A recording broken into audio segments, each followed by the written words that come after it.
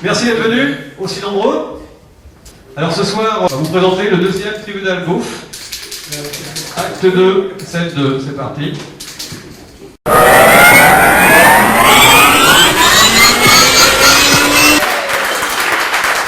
Tribunal bouffe 2 est ouvert. Alors ce soir, nous avons l'honneur d'avoir à ma droite la représentante de la rue. Sonia tourne le panneau, que les gens comprennent tous, que tout le monde comprenne qui tu es réellement. Voilà. Ok. Nous avons David Dumain, Motojournal, rédacteur en chef. Bonsoir Sonia. Agnès Dupuis, la team manager du team Amazon Fire.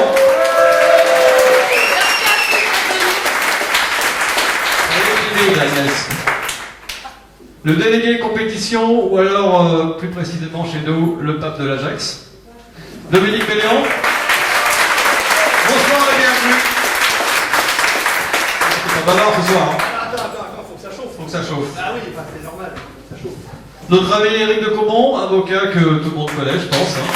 Ouais. Je suis très ravi d'être là. Voilà, ouais, et je vais essayer de prendre la défense. Fais gaffe parce qu'il y en a un juge de qualité à côté de toi. Je sais. La future Miss France, c'est ça. Mélodie.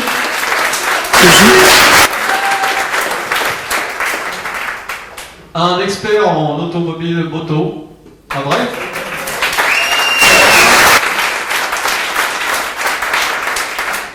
Jean-Marie Martial ne représente plus la sécurité et le bourreau ce soir. C'est moi.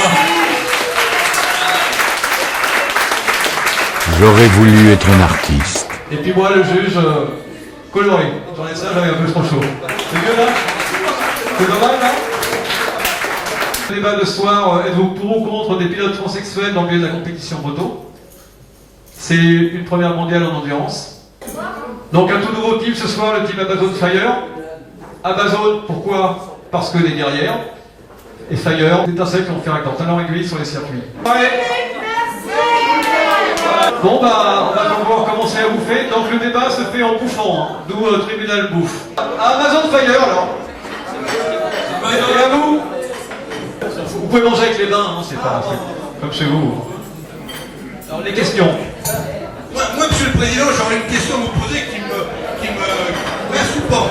Alors, dans un type de compétition... Un peu de silence, s'il vous plaît. Oui, j'ai donc une question, Monsieur le Président, à vous poser, n'est-ce pas? Dans un type de compétition, bien sûr, il y a des pilotes, et puis il y a d'autres personnes qui tiennent les, vous savez, les parapluies, les ombrelles. Alors, je ne savais pas que dans votre team, vous aviez 3 ombrelles à gorge. Ou alors j'ai mal compris, Monsieur le Président, il faut m'expliquer ça un petit peu mieux. Généralement, on n'en a qu'une ombrelle à gorge, donc vous avez 3 ombrelles à gorge, plus la chef ombrelle à gorge dans le team. Et les pilotes, ils sont où alors? Mais les pilotes sont autonomes, ils sont girl, ils sont pilotes, ils sont tout. Attendez. J'ai peur de comprendre, là, j'ai peur de comprendre. Dans un team compétition, qui plus est la compétition moto, c'est quand même un sport noble, c'est un sport d'homme. Alors je comprends pas le fait que vous ayez des féminins dans un type de compétition moto. L'avantage d'un team féminin, mon très cher Dominique Bellion, c'est qu'au moins ils ne se pas la bite et ils partent pas en couille. Et ce ne sont que des femmes. Écoute, Ce sont des femmes. Ah oui, mais justement, t'imagines dans mon team sérieux, il fallait qu'il y ait des femmes qui soient compétitrices. Ça pourrait pas faire quand même. C'est le début justement, c'est le début de nouvelle ère. Là, écoute, sincèrement, des femmes au sein de mon team, ça me pose comment ça au sein lequel? Le doigt de gauche, qu'est-ce que t'as dit là? Allez. Agnès n'a pas de sein. Non, pas le sein crâne pendant mouillé. Donc voilà, c'est une question que je me posais, si vraiment c'était des femmes qui pilotaient les motos. Je trouve ça un peu bizarre. Moi, j'ai une question subsidiaire. Est-ce que ça ne les gêne pas, les ombrelles, pour piloter? Ah, c'est bonne question. À répondre pour les ombrelles, à voir. Non, on est pour la sécurité pour les pilotes, parce qu'on a pris des femmes, parce que justement, ils ont l'airbag naturel. Et oui. On a un sport qui est super, et toi c'est un vrai sport. Pourquoi vous venez dans notre sport? Je suis pour l'égalité. l'égalité des sexes. Il n'y a pas de raison qu'une femme ne mette pas la pilule sur un circuit. On skie. Je prends la pilule aussi. Ouais. Non? Enfin là, ils vont prendre la pâtée. Hein. Bon, c'est la minorité pour ce moment. Mais ça commence, ça va commencer, ça va être le début. L'ascension. Bon, on va demander quand même à l'accusée ici présente, Erika Jeannot, de venir à la barre. Avec son assiette. Erika, Jeannot ce soir.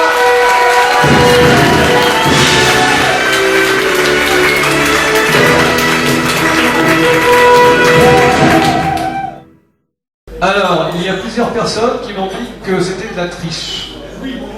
Une transsexuelle qui fait de la compétition, c'est pas bien du tout. Parce que elle a des muscles d'homme. Vous confirmez que, étant transsexuel et sous traitement hormonal maintenant à vie, on perd à peu près 30 à 40% de sa force. Voilà. Par contre, c'est vrai que quand je roule sur une moto, la technique que j'ai acquise il y a quelques années, ça, je la maîtrise toujours et je peux toujours bien piloter une moto, savoir prendre un virage, etc. et la régler. Par contre, dans les dixièmes, pour tenir une moto aussi fort et dans l'endurance, c'est plus difficile maintenant, évidemment. Merci de l'explication. Erika, maintenant que tu es opérée, comment fais-tu pour faire l'intérieur à un homme hein? Sur un circuit, bien sûr. Parce que d'accord, tu ne pars plus en couille, d'accord, c'est sûr, tu gardes bien le cap. Mais l'intérieur. C'est trop facile. Oui, mais justement. Je le fixe bien, je reste derrière. Quand je vois qu'il écarte, je m'introduis. D'accord. Bonne stratégie. Juridiquement parlant, est-ce qu'une transsexuelle a le droit de faire de la compétition moto en statut femme? Premièrement, notre place à Dominique. Et je ne vois absolument pas ce qui pose un problème de ce côté-là, puisque la compétition moto est ouverte aussi bien aux filles qu'aux garçons, et que je sache, il n'y a pas de sous-catégorie filles et garçons. Bon, oui, mais dans la mesure où les filles et les garçons courent ensemble, qu'une fille devenue garçon court avec des garçons ou qu'un garçon devenu fille court avec d'autres garçons et des filles, ça ne pose rigoureusement aucun problème juridiquement. La question pourrait se poser si effectivement on avait un championnat ou des catégories filles et garçons. Et là, il y aurait sûrement une difficulté pour savoir effectivement à quel groupe est censé appartenir Erika, d'où la question d'ailleurs de sa musculature masculine qui aurait pu devenir un avantage dans un groupe féminin. Mais puisqu'il n'y a pas de groupe féminin, moi je ne vois pas de préjudice, je ne vois pas d'intérêt à agir. Législativement parlant, je suis officiellement femme, puisque j'ai mes papiers. Parce que dans la société française, il n'y a pas de transsexuel. Vous êtes soit homme, soit femme. Après les multiples opérations que j'ai subies, je suis passé devant un juge, etc. Et donc, administrativement parlant, et sur mon état civil, maintenant je suis officiellement femme.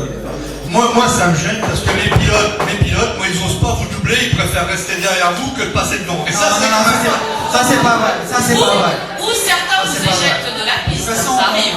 On va pas. Moi, je tiens à dire qu'en championnat espagnol, il n'y a pas longtemps, il y a une femme qui a battu des hommes à la régulière.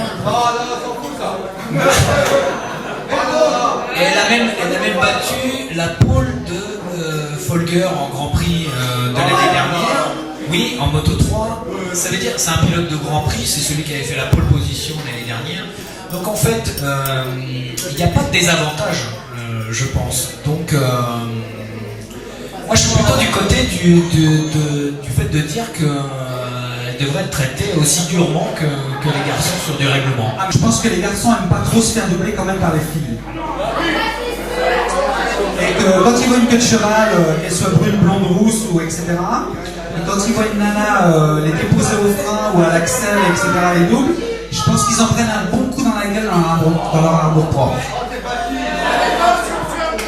Et ça fait grave du bien pour nos filles. Grave.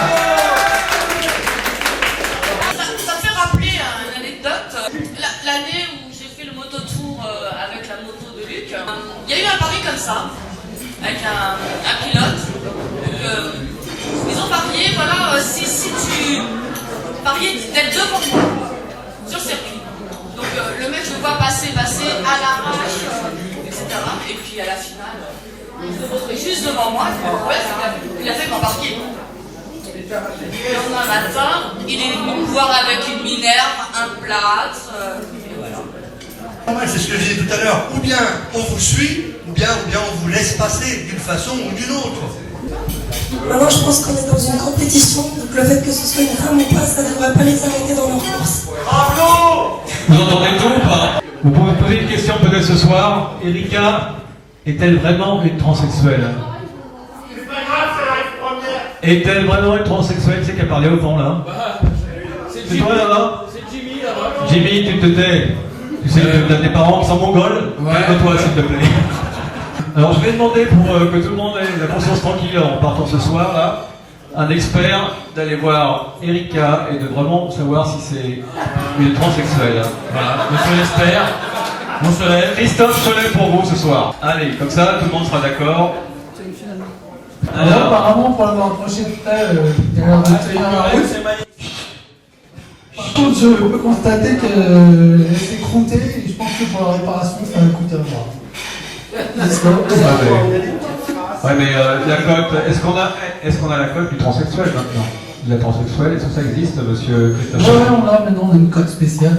D'accord. Ah bah le monde est bien Ça fait. commence à bien coter. Une reprise anus plus 5000. On continue l'expertise s'il vous plaît. Elle est bien carrossée. Donc, Ouais. je pense qu'on peut... Les pare-chocs sont en bon état? Ouais, ça reste pas mal. Ouais. D'accord. Il y a un choc à droite quand même. Hein. Ouais, c'est ce que je disais. Et qu'est-ce qui est marqué sur le constat? Sur le constat, choc avec le bitume. C'est encore un choc avec un constat bilan, une voiture de location ça? Exactement. Les numéros de série? Là, c'est vrai, on n'a pas été frappé. Donc, on constate qu'il y a une entité Ouais. impeccable. Amortisseur, tout ça, ça va? Ouais, ça va. Donc c'est vraiment une transsexuelle. Ouais, c'est quelque chose de bonne qualité. Si elle gagne les 24 heures, je viens à sa place dans un an, mais comme moine. Voilà.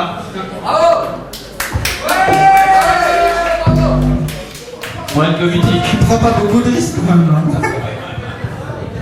Bon, est-ce que quelqu'un a une question à poser dans le public? C'est moi qui dérange, mais j'aimerais bien que Erika passe là, qu'on puisse voir la réalité de la chose.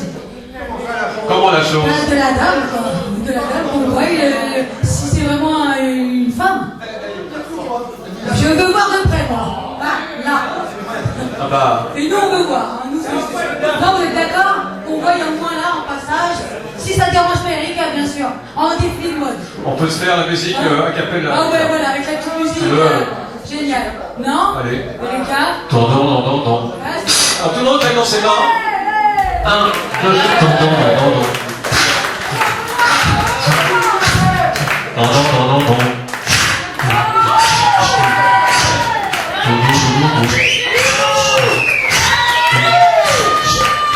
Non. Erika, t'es pas obligé de faire ça.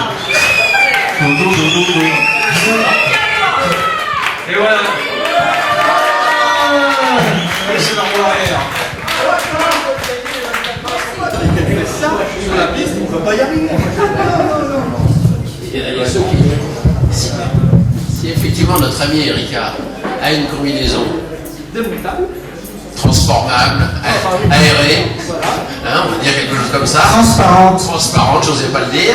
Moi je vois que deux hypothèses pour un pilote moto qui remonte sur elle. Du baccalauréat. J'ai bien dit qu'il remonte sur elle. Première hypothèse, il reste derrière et il se plaint du fait qu'il a un problème, que le moteur ne tourne pas assez bon, et il engueule son team manager. Deuxième hypothèse, il se sort au prochain virage. Moi j'opterais plutôt pour cette solution-là. Et donc les chances de succès du team féminin me semblent réelles. Oui, mais fou. Ah bah tous les coups sont permis, hein. Ah ouais, mais non. Moi je trouve qu'on s'accorde à dire que dans la moto il faut du courage pour freiner tard, il faut du courage pour accélérer tôt. Et je pense que Erika a eu du courage de faire tout ce qu'elle a fait, donc ça me paraît pas incompatible. Sonia, on ne voit pas dégager le poteau, on voit pas ta super poitrine opulente. Sonia, putain. Je trouve qu'Erika, elle est super belle. Je suis même jalouse un peu parce que le soir au bois de Boulogne, elle met pas tous mes clients. Donc je préfère la voir sur sa moto aux 24 heures que voilà, marcher sur des plates-bandes. Et peut-être que j'irai avec eux au Mans et je pourrais travailler dans les paddocks. Il doit y avoir de quoi faire là-bas.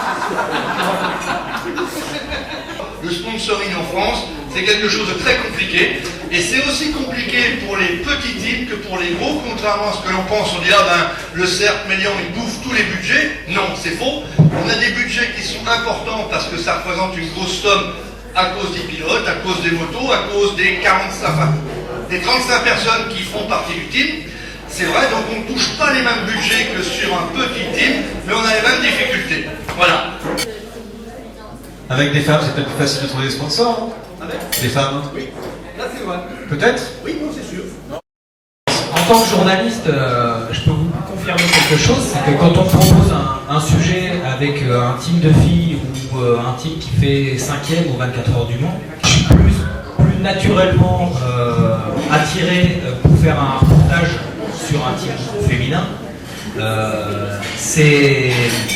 Voilà, les journalistes, un train qui arrive à l'heure, c'est pas une information. Voilà. Un mec qui arrive 5e au 24 heures du Mans, il en faut un de 5e au 24 heures du Mans, il faut un 6e, il faut un 7e. Et il y a beaucoup de pilotes qui se trouvent un peu désavantagés par rapport à des teams un peu qui sortent de l'ordinaire. Les trains qui n'arrivent pas à l'heure, quelque chose voilà, quelqu'un qui a un métier particulier, quelqu'un qui est un team féminin pour un journaliste.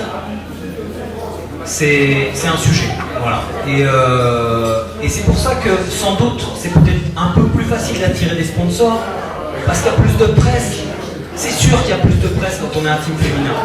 Je suis là, ce soir, c'est aussi parce que le team Amazon Fire, ça m'intéresse. Et c'est naturel, parce que ça sort de l'ordinaire que des filles viennent se frotter aux garçons, et avec succès. Mais la réalité, c'est que ça attire.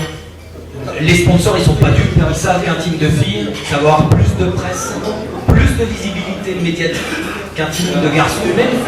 Ils font 5e, donc c'est un peu injuste pour ces garçons qui vont faire 5e. Un excellent résultat, mais c'est dans l'ordre des choses. Les journalistes, ils aiment ce qui dépasse, ils aiment ce qui attire du public, ce qui vend du papier. Moi, il faut que je vende du papier. Et pour vendre du papier, quand je parle d'un team féminin, ça va être plus lu que le 5e qui n'a pas d'aspérité. Voilà. Pour revenir sur ce que tu disais, c'est vrai que vous devez prouver sur le circuit votre bonne conduite et la façon de piloter. Mais moi, ce que je voulais dire, c'était avant le circuit. Voilà, pour tout ce qui est partenaire, la course, ça vient après. Mais la facilité, si tant est qu'il y ait de la facilité pour trouver du budget, c'est vrai qu'en présentant les choses comme il faut, un team féminin va faire qu'on est censé, que vous fassiez une bonne course ou pas une bonne course, on est censé avoir des retombées que peut-être les autres n'auront pas. Vous pouvez regarder Mélodie, cette beauté incroyable, hein.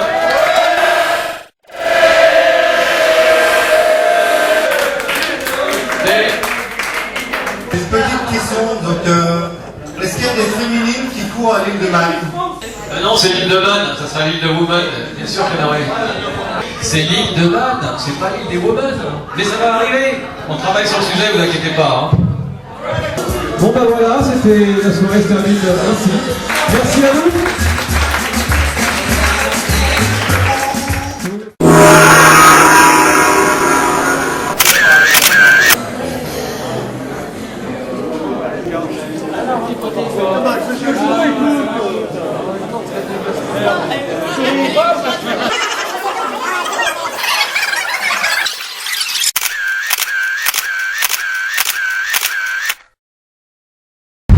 Alors les copines, vous voyez, je m'en suis pas trop mal tiré.